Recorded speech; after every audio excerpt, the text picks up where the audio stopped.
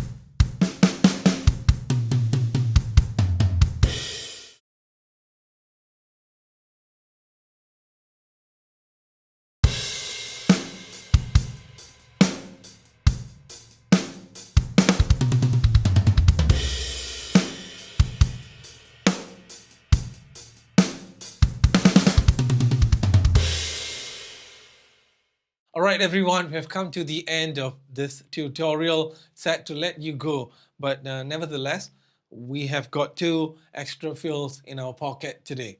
So you can work on them. Like I said, you've got the stickings, you've got the footwork. I showed you two examples. I'm not going to stifle you. You can create your own.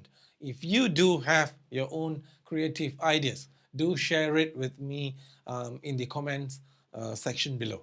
I would really love to see some of your creations. In the meantime, I would like to say that if you like the video, please do subscribe or like them or share them, and no obligations. And thank you for watching. Stay healthy, keep grooving. Goodbye.